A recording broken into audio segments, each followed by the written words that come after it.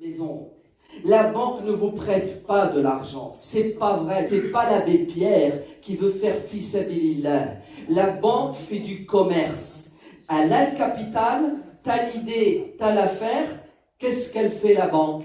Elle devient ton partenaire. Elle te donne 400 000 euros et elle te dit tu me rends 450. T'es d'accord, t'es pas d'accord? Ça t'arrange pas? Il est évident que ça t'arrange. Puisque toi, la maison que tu as achetée, elle va te retomber à 450, c'est ça? 10 ans plus tard, 10 ans plus tard, tu la vends 800 000 euros, tu as gagné 350. En fait, la banque est juste un partenaire. Comprendre l'intérêt bancaire de cette manière, vous savez qu'est-ce que ça nous donne comme résultat? Ça nous donne comme résultat que nous allons nous libérer de chaînes et de carcans qui nous empêchent, nous, communauté musulmane, islamistes, intégristes, fondamentalistes. Parce que les musulmans qui ne pratiquent pas, ils n'en ont rien à cirer, ils sont loin, ils n'écoutent pas les imams. C'est nous qui fréquentons les mosquées, qui avons les mains et les poings liés. Vous savez ce que ça va nous faire? Ça va nous libérer. Et je connais plein de frères qui pourraient gagner des millions s'ils pouvaient travailler avec la banque. Parce qu'ils ont l'idée, ils ont la force, mais ils n'ont pas l'argent. Et je conclus en vous disant que c'est pas vrai. Lorsqu'on vous dit que prendre l'argent auprès d'une banque pour l'investir, c'est haram en islam. Il faut dire c'est haram d'après certains savants, d'après d'autres savants ce n'est pas haram. La preuve, allez voir nos frères turcs en France, ils empruntent tous, ils ont tous des magasins, ils ont tous des sociétés pour la simple et unique raison, c'est que leurs savants leur ont dit allez-y. Faites du business et enrichissez-vous. Les Turcs qui ne sont pas musulmans, leurs savants sont des mécréants. C'est parce que nous, nos savants, ont estimé pour de bonnes raisons, à un moment donné, que l'intérêt bancaire était haram, et les raisons pour aller discuter. Aujourd'hui, changeons d'avis et d'opinion parce qu'il y a un intérêt. Et l'imam Ibn al-Qayyim, rahimahullah, dit Riba al-Fadl est haram chez la majorité des savants, laysa li datihi, walakin li'annahu wasila ila al-haram. C'est-à-dire, prêter avec du gain, ce n'est pas haram par essence, c'est haram parce que ça peut mener à quelque chose de haram qui est le riba al-nasi'a. Regardez, c'est Ibn Qayyim Ibn Taymiyyah qui dit cela.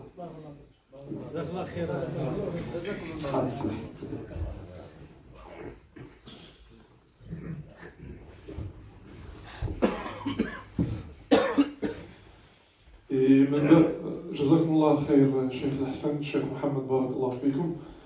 Pour information, Bab al-Amana, Cheikh Hassan a dépassé d'1 minute. Inch'Allah, l'essentiel qu'il a clôturé son sujet. On va découper la salle en deux.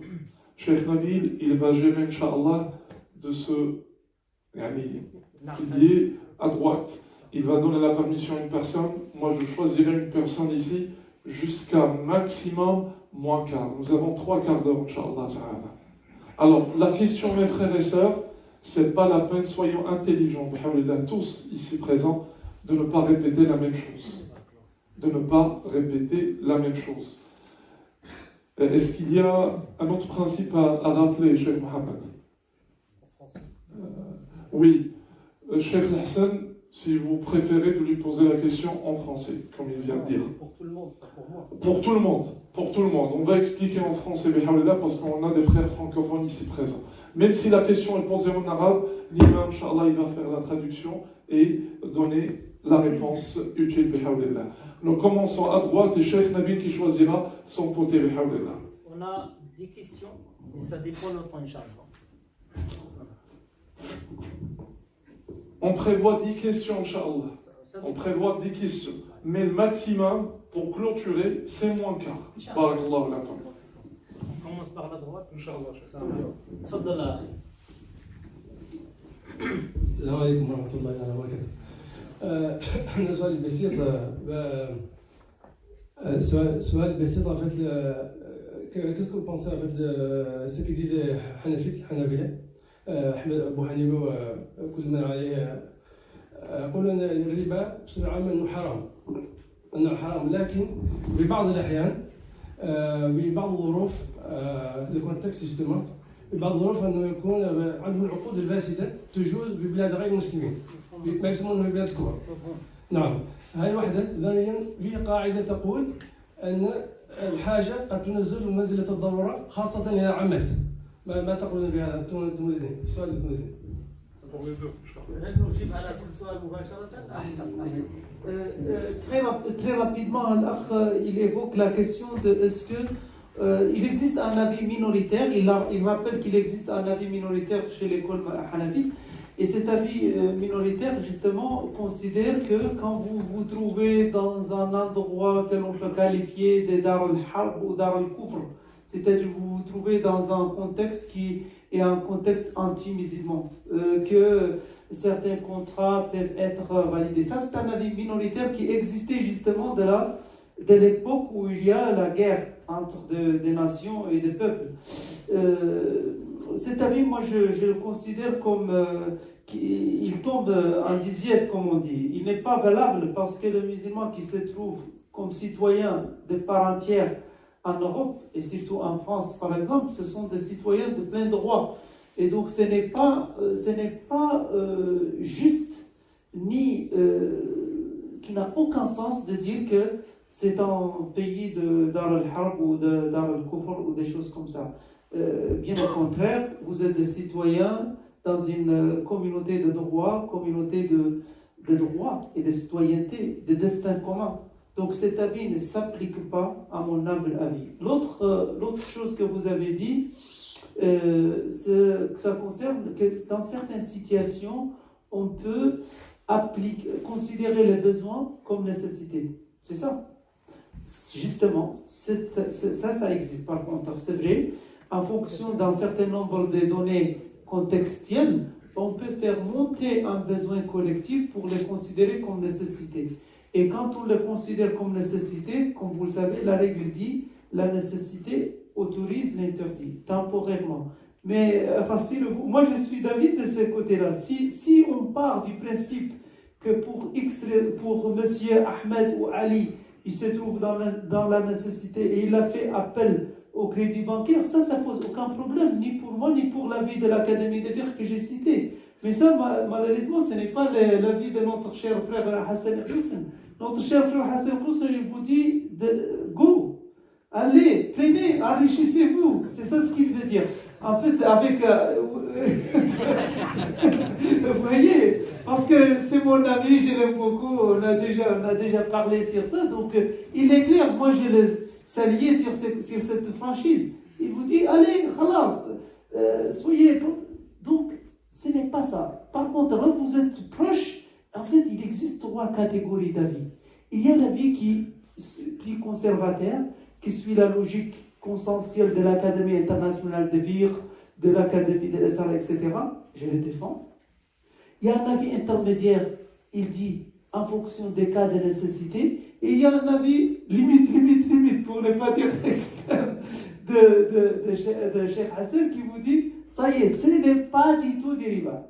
Et malheureusement, avec mes respects, si vous pouvez me permettre un petit peu, c'est vrai, il a fait quelques confusions par rapport au riba al-fadl, parce qu'il a laissé entendre que ce qu'on appelle aujourd'hui un crédit bancaire, c'est du riba al-fadl. Non, ce n'est pas du riba al-fadl. Déjà, parce que riba al-fadl, il faut savoir qu'est-ce que c'est riba al-fadl. Dans la notion d'al-fadl, c'est lorsque vous échangez des choses de nature ribaouite sans qu'il y ait les facteurs temps. À partir du moment où il y a les facteurs temps, on rentre dans la catégorie de riba al-nasi'a et riba al-nasa'. Pour les spécialistes, ils mettent encore une autre catégorie qui s'appelle riba al-nasa'. Mais dès qu'il y a les facteurs temps, et en l'occurrence aucune banque ne vous donne du tac au tac de l'argent, vous le remboursez demain, ils vous disent c'est un échéancier. Donc c'est pas question, très objectivement, et je le dis fraternellement, c'est pas question de parler de ça comme étant riba al-fadl. Celui qui qualifie l'opération de crédit bancaire de riba al-fadl, c'est complètement, il se trompe très, très fort. Deuxième chose, je vais le laisser parler. Deuxième chose, je me permets de vous le dire, c'est aussi un petit peu hors du contexte de qualifier la banque comme partenaire. Il faut utiliser des langages juridiques. La notion du partenaire, ça renvoie à la notion de société shirka. Donc, ما هوش شريك بتاعك، راهو يقرض فيك. C'est comme shirk. Donc dire que la banque est un partenaire, c'est un abus de langage qui peut induire en erreur. Et donc, il faut être conscient de la portée des mots au sens juridique du terme. Vous voyez?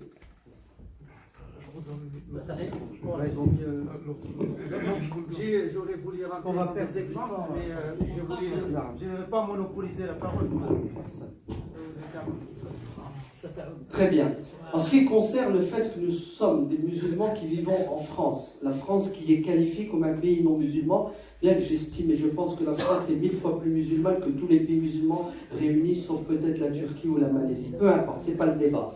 Écoutez, moi je considère effectivement que la France c'est mon pays, puisque la France c'est mon pays, ma loi c'est la loi française. Et en France, le prêt bancaire n'est pas interdit. Donc pour moi, il est licite et autorisé. Et c'est exactement ce que nous faisons matin, midi et soir. Puisque en France, vous êtes bien d'accord que quand vous faites un accident de voiture, vous appliquez la loi musulmane? Quand vous envolez quelqu'un par accident, vous lui donnez son chameau? Vous êtes bien d'accord? Vous ne faites pas ça. Hein?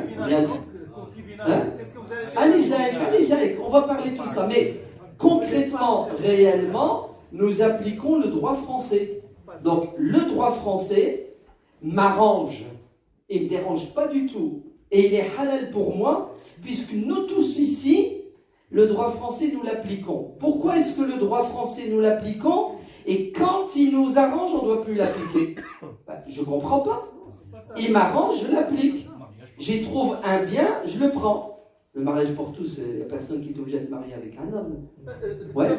Par contre, comment? Personne ne vous oblige à prêter avec intérêt. Non, moi je prête pas, moi je prête pas, j'ai pas d'argent. Moi j'ai besoin d'argent pour développer mon entreprise. J'ai 50 ouvriers, j'ai un projet avec le Grand Paris de 10 millions d'euros. Je ne peux pas signer le projet si je n'ai pas une banque qui me suit. Est-ce que vous comprenez que la réalité nous impose de sortir de l'ijtihad des savants qui sont loin de ce que nous vivons? D'ailleurs, moi je vais vous dire franchement, puisqu'on est là pour parler franchement, le conseil des savants, que tu as cité plusieurs fois, c'est hypocrite ce qu'ils disent.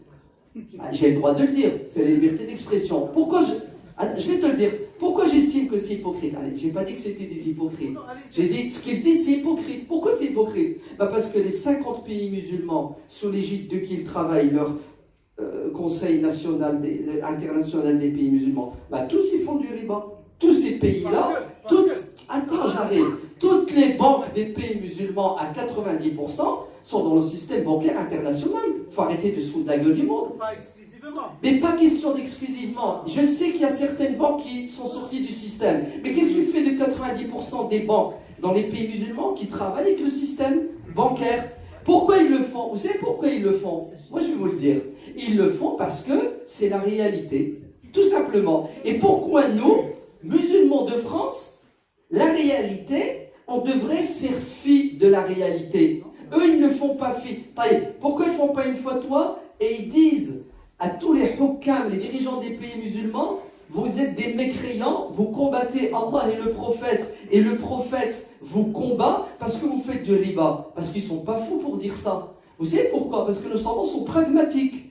Mais ils sont pragmatiques quand ils font des réunions et ils statuent au niveau international, et quand il s'agit de venir à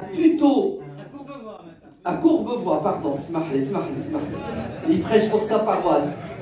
Donc, ça c'est le premier point. Le deuxième point. Berri Balfad, c'est quoi? C'est tu prêtes avec intérêt. Tout simplement, il n'y a personne. Il n'y a pas les temps, chef. Il n'y a pas les temps. Mais attends. Moi j'ai besoin d'argent pour faire un business. Oui. Ouais. Je dois acheter 1000 tonnes de pommes de terre. Le frère, il a de l'argent. Prête-moi s'il te plaît 100 000 euros. Je te les rends demain, ou dans une semaine, ou dans 10 ans. Mais c'est la même chose. Quand quelqu'un prête, il y a toujours un facteur de temps, ne serait-ce qu'une minute. Allez, tu connais quelqu'un qui fait du commerce, il prête de l'argent à quelqu'un, il lui rend 5 minutes après. Mais ça n'existe pas. Donc, Le facteur... c'est pour cela, notre grand savant, Averroès Ibn Rushd, que vous connaissez tous, il a mis Riba al-Fadl dans Riba al-Bouyo, dans les ventes. Très bien. Donc, tu es bien d'accord qu'il y a des savants qui disent que Riba al-Fadl, c'est dans le bouillon? Eh bien, considérons tout simplement que le contrat que nous faisons avec la banque, ce n'est pas un prêt. Voilà, c'est un abus de langage. Parce que la banque ne prête pas la banque. C'est pas l'abbé Pierre. Le PTZ, le prêt à taux zéro, c'est l'État qui l'a décidé. Et tu sais ce que fait l'État? C'est l'État qui donne l'intérêt à la banque pour inciter les gens à accéder à la propriété. Il faut arrêter de vivre dans la théorie. La pratique et la réalité, c'est quoi? C'est que il y a des gens qui disent l'intérêt bancaire c'est haram. Ils ont leur argument. Et pourquoi est-ce que nous, ici, on n'accepterait pas l'avis d'1% des savants qui disent que l'intérêt bancaire, c'est pas riba parce que ça nous arrange? Business is business.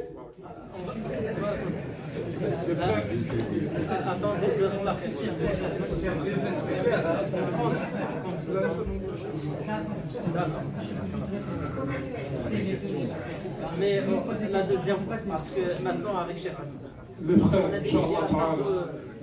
Inch'Allah. Il y a le frère qui veut poser une question. Ikhwan Kiram, on a dit, Inch'Allah, 2 heures. Voilà. Une zone ici, une personne ici. Je vais choisir un qui a levé la main le plus tôt possible, le frère, Inch'Allah, Rahim. Prenez ça, vous me le rendez. Ça va marcher. Parlez plus fort après, Inch'Allah. السلام عليكم. نخرج من الحديث بين الشيخين. أنا أتعجب الشيخ حسن كيفاش بدا التدخل ديالو ديريكتومون دخل للجهاد مع العلم أنه نقض الكتاب نقض السنة عاد كنجيو الشهاد كنجيو القياس عاد كنجيو الشهاد. في كتاب الحلال بين الحرام بين الربا راه حرام. الحديث كذلك. كنتعجب هذه مسألة. المسألة الثانية كما كنقولوا اللي بغى الأخيرة يتبع الشيخ اللي على اليمين اللي بغى الدنيا يتبع الشيخ اللي على اليسار.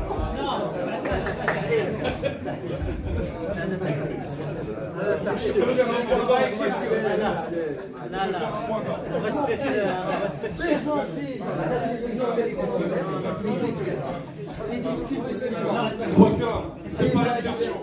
pas une question.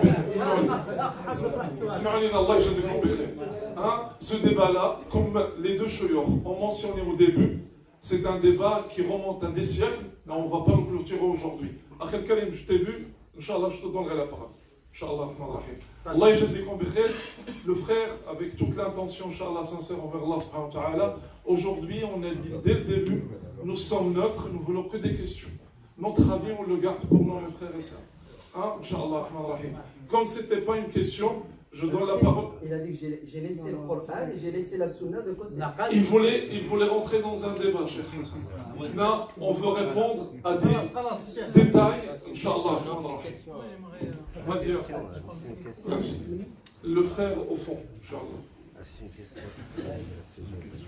Juste moi, c'est une question.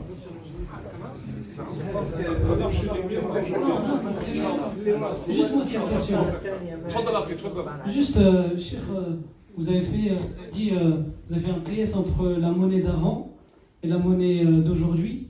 Est-ce que vous pourriez faire la démonstration? Moi, je suis convaincu par cela, mais il y a le fait d'inflation, en fait, qui vient s'ajouter sur la monnaie. Et donc, comment est-ce que l'inflation, elle est comparable à la monnaie d'or? Et Cheikh Hassan, j'aurais aimé peut-être une démonstration de votre avis avec plus de... Enfin, juste une démonstration, parce que j'ai entendu du fait qu'effectivement, c'est un avis de certains savants, mais comment est-ce qu'ils le démontrent pour mieux comprendre, en tout cas en termes de démonstration? La réponse par Cheikh Inch'Allah, même pour les réponses, on va donner 2 minutes Cheikh Mohamed et 2 minutes Cheikh Hassan, on ne les dépasse pas.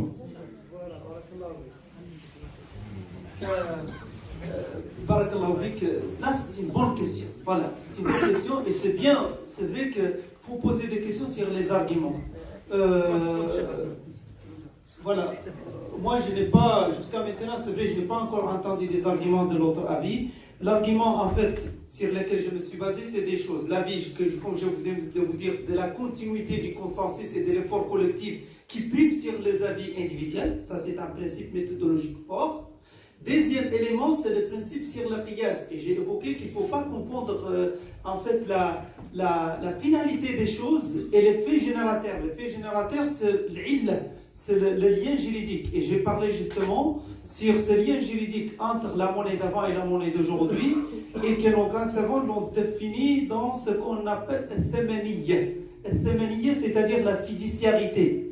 À partir du moment où il y a quelque chose qui remplit les critères de la monnaie, notamment la fiduciarité, la disponibilité, la fongibilité et la confiance que l'État donne à cet outil comme étant un outil d'échange, à partir du moment où vous avez cette loi caractère intrinsèque à ce qu'on appelle une monnaie, tac, on applique ce qui existait dans le régime juridique de sarf, dans le régime juridique de la monnaie. Et c'est clair pour ceux d'entre vous qui ont étudié un peu l'économie ou le droit, ils savent qu'est-ce que c'est la fiduciarité, qu'est-ce que c'est la fongibilité, qu'est-ce que c'est la liquidité de la chose et qu'est-ce que c'est la confiance étatique souveraine que l'on donne à quelque chose comme étant un outil de moyens et réserve de valeurs. Outil de moyens d'échange et réserve de valeurs. À partir du moment où ça existe, dans un outil, même si un morceau de dépôt, on applique le régime juridique de riba, tel qu'on l'a connu. Et donc, ça ne change pas. Je pense que la question sous-jacente de l'inflation, sachez que l'inflation existait aussi au temps du prophète sallallahu alayhi wa sallam. L'inflation, c'est quoi? L'inflation, c'est la perturbation ou les volatilités de ce qu'on appelle le si'r al-'am, le prix généraux de l'ensemble. Et ça change, ça existe même au temps du prophète sallallahu alayhi wa sallam, du temps aux autres, les choses changent à cause de plusieurs facteurs macroéconomiques. Les macroéconomies, c'est toujours le même. C'est vrai que, compte tenu du fait que la monnaie de l'or à l'époque, c'était quelque chose de très sec, mais l'inflation, la déflation existe toujours pour des raisons socio-économiques. Juste, cher, réponds. La question, on ne va pas s'échapper. Et cette inflation-là, justement, selon l'avis que je défends, de l'avis de l'Académie des fiqh, n'inflie pas et ne perturbe pas, n'impacte pas le régime juridique appliqué sur le riba.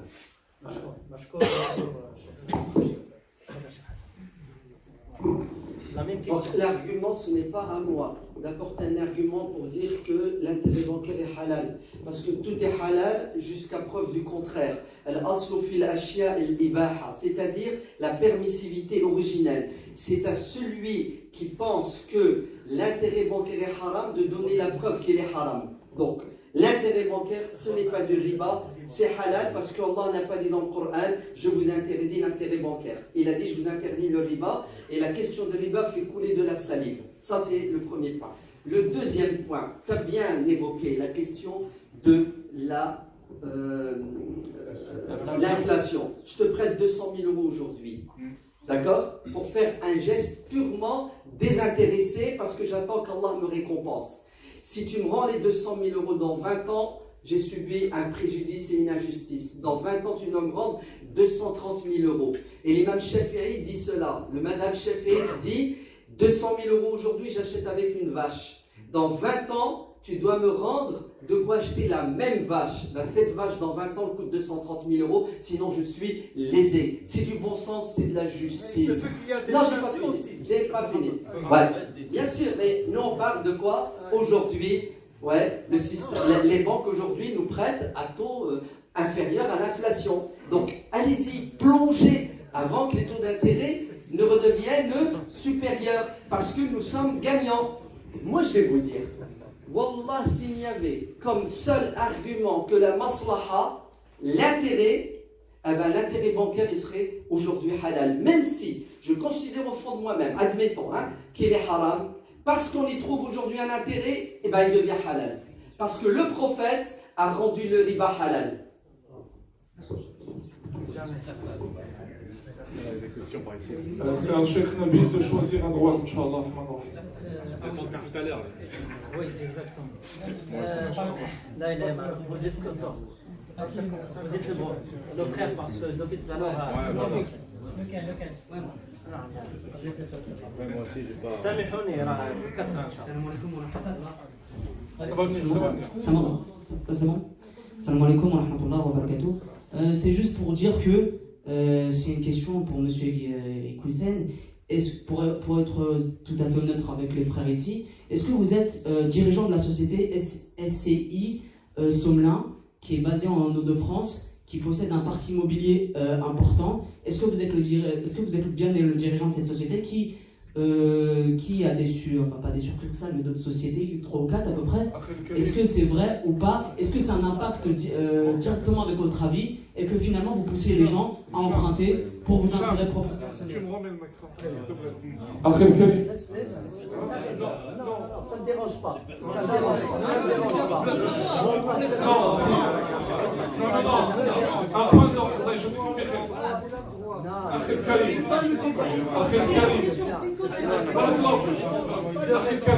Je réponds.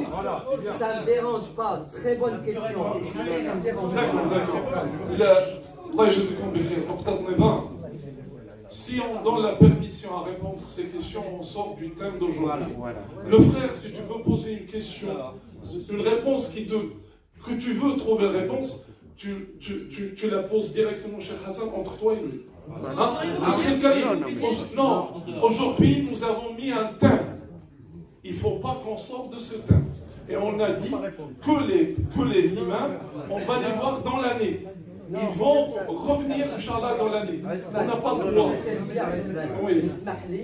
Indirectement, il est en train, je ne touche pas ton intention, mais c'est ce qui va se passer peut-être dans la tête de certaines personnes, dire qu'il y a un conflit d'intérêts. Je suis obligé de répondre, ne serait-ce que pour laver mon honneur.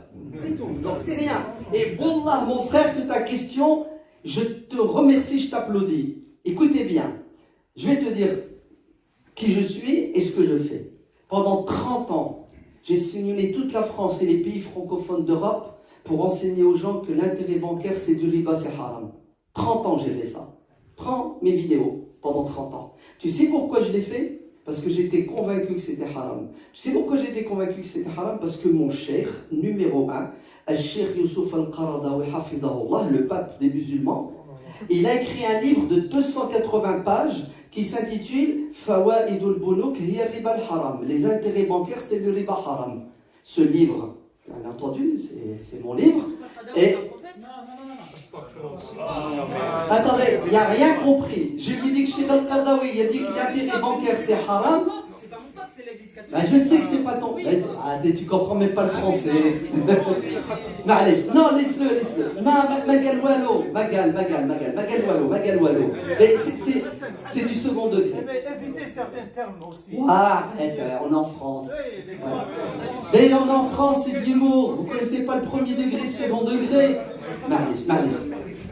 S'il te plaît. Non, Laisse terminer, c'est vrai. Donc, écoute bien, pendant 30 ans, j'étais convaincu que c'était haram et c'est ce que j'ai enseigné aux gens. Tu sais ce qui m'est arrivé en 1996? Le Conseil européen de la fatwa, qui a sa tête Cheikh Youssouf Al-Qaradawi et 39 savants, ils ont fait une fatwa pour dire que nous pouvions acheter notre maison principale via un prêt bancaire si nous n'avons pas d'autre solution pour de bonnes raisons, puisque le besoin peut devenir une nécessité. Tu es d'accord? Tu vois cette fatwa?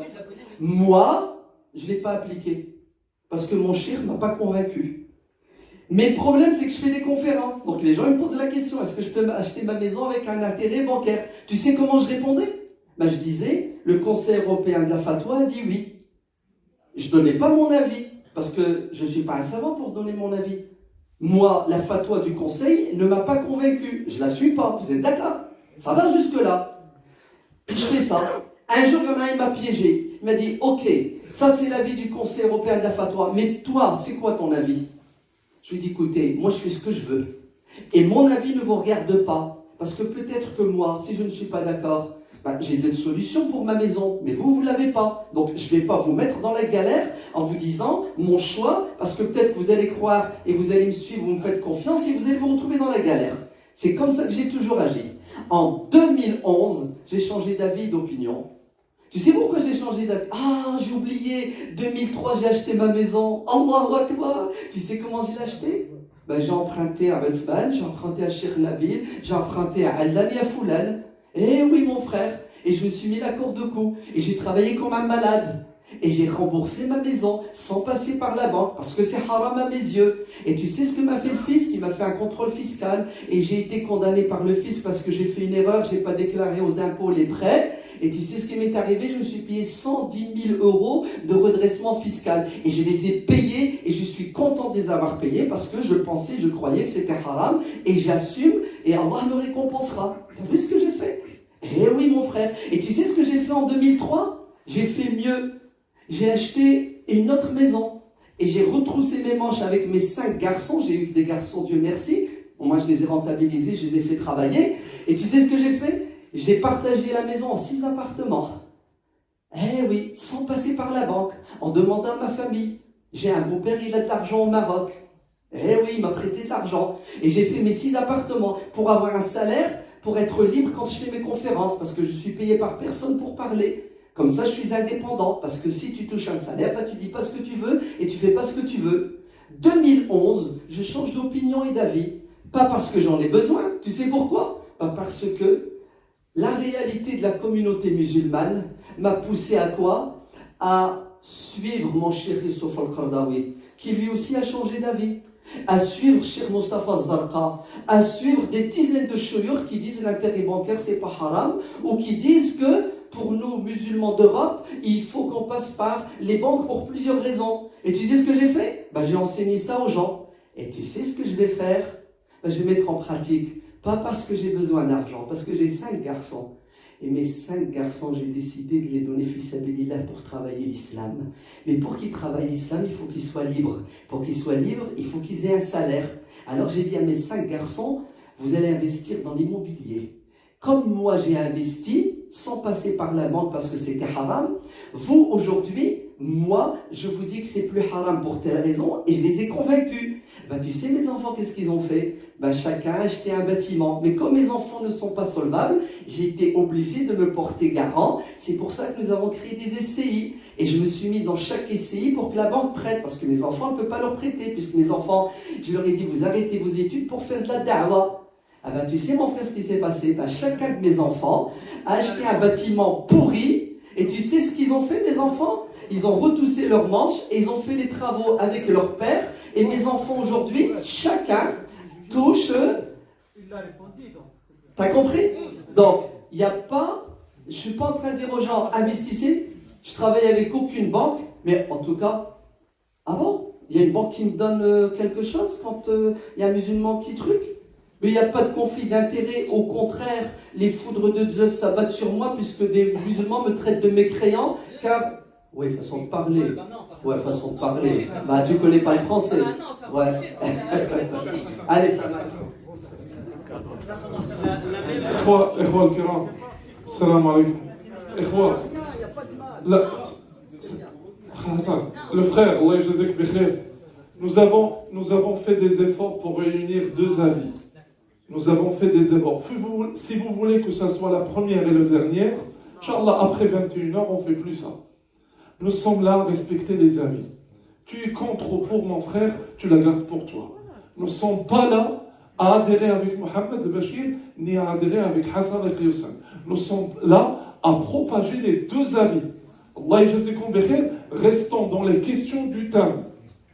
La prochaine fois, on sera plus sévère sur le déroulement de la conférence. Aujourd'hui, c'est la première, nous avons essayé. Akramakumullah. Est-ce que vous voulez que Cheikh Mohamed intervienne? Non. C'était une question directe. C'est côté gauche, Yak? Côté gauche. Il reste un quart d'heure. Soit on va être intelligent de faire maximum de questions, soit on va donner une question et on va finir. Le frère, depuis tout à l'heure, il insiste aussi. Inch'Allah. À droite, vous saurez Inch'Allah après. Le frère, tfadal.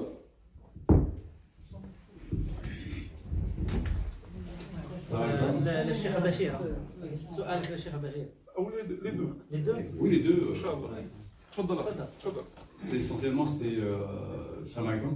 Donc, vous avez évoqué tout à l'heure, Shir, justement la possibilité d'investir, de faire des prêts immobiliers via les banques. La question que je me pose, la question qu'on peut se poser, c'est est-ce que le fait de faire des prêts bancaires, que dit l'islam justement si demain vous investissez, vous créez une société, ou voilà, vous pouvez plus payer. Est-ce que ça rentre dans le cadre de l'islam, justement? Voilà. Bismillah, alhamdulillah, maratan ukhra. Moi, je voudrais bien qu'on calme les choses, qu'on soit sur une attitude de rechercher la vérité. On est là pour chercher la vérité sans être dans le, vous voyez, dans le, comment dirais-je, dans l'émotion. Voilà, dans l'émotion. Il faut éviter l'émotion. Il faut éviter aussi la personnalisation. Il faut éviter la personnalisation des choses. Chacun d'entre nous essaye la vérité. Personne ne peut monopoliser la vérité. Moi, j'ai apprécié le fait que notre cher frère Hassan a commencé par rappeler certaines vérités. Certaines vérités-là, on est tous d'accord. On est tous d'accord sur ces vérités-là. On n'est pas en train de dire que le riba n'est pas haram. Ça, il a raison de le dire.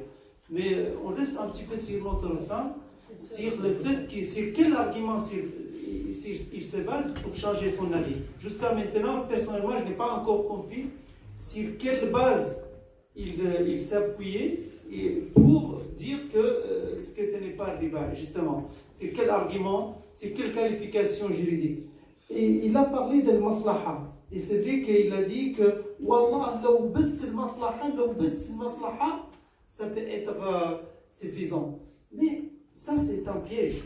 Parce que si on dit demain que le khamr, il y a un maslaha, si on vous dit que dans le vin, dans la consommation du vin, il y a des maslaha, est-ce que ce sera un argument valable pour valider, pour faire tomber l'interdiction du riba? Non.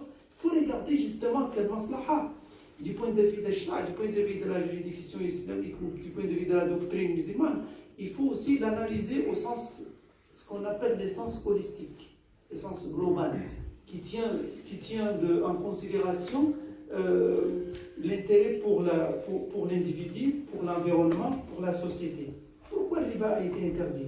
Ce n'est pas seulement en regardant votre intérêt binaire entre vous et les plétaires, entre l'implétaire et les plétaires.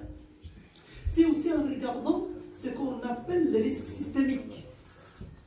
Il y a des notions qui sont, s'il vous plaît, chers frères, et c'est ça que je critique un petit peu, ou même à l'auteur de l'ouvrage sur lequel il se base notre cher frère, le frère Cheikh Abdallah Jadé, c'est une analyse qui fait fi en quelque sorte de la logique économique, macroéconomique et financière derrière cette notion qui est riba. Pour la comprendre, il faut analyser les choses dans son registre et pas dans un registre purement politique ou de motivation d'ordre carrément populiste.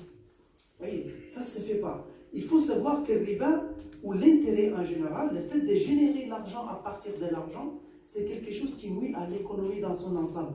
Pourquoi même les non-musulmans en 2008, ils ont dit, tiens, les musulmans, ils ont un principe que vous savez que si on l'applique, on aurait pu éviter la crise. Ce beau-fils, qui le dit dans un magazine qui s'appelle Challenge, il disait, et cette fois-ci, il a utilisé les termes pas dans le sens qui a provoqué, et il a dit, les Corans ou les papes. Il avait un éditorial qui s'appelle Vincent Beaufils. Vincent Beaufils. Vous pouvez écrire Challenge, vous le trouvez, éditorial 2008-2009, juste après la crise. Il dit les Corans et non les papes. En disant que si on applique les principes de l'économie islamique qui consistent à ne pas générer l'argent à partir de l'argent, à faire attention à cette financiarisation de l'économie à outrance, on aurait pu éviter la crise systémique. Si par exemple vous tous vous appliquez l'avis des chefs et vous devenez tous des plétaires et que le prix de l'immobilier tombe et que vous avez tous sur les dos des crédits, vous allez être comment? Qu'est-ce que vous allez faire? Ça va être une catastrophe carrément, économiquement parlant, sociologiquement parlant. Vous voyez? Donc ça c'est grave, il faut regarder les choses dans une logique globale et non pas seulement dans une logique d'intérêt binaire. Vous voyez? Donc moi, ce que je conseille, c'est vrai, je suis, alhamdoulilah, on apprend ça. D'ailleurs, moi, je donne des cours sur cette matière. Peut-être je suis un petit peu aussi concerné par l'idée du conflit d'intérêts en quelque sorte, mais c'est du point de vue académique. Bien sûr, je plaide pour cette logique-là, parce que je donne mes cours sur la finance islamique, donc je ne suis pas contre. Mais en même temps, j'ai un esprit ouvert. Je suis prêt à écouter l'avis des autres. C'est pour ça que je suis en contact direct avec Cheikh Abdallah Judeh. Je l'entends. J'essaie de comprendre les fonds de sa pensée.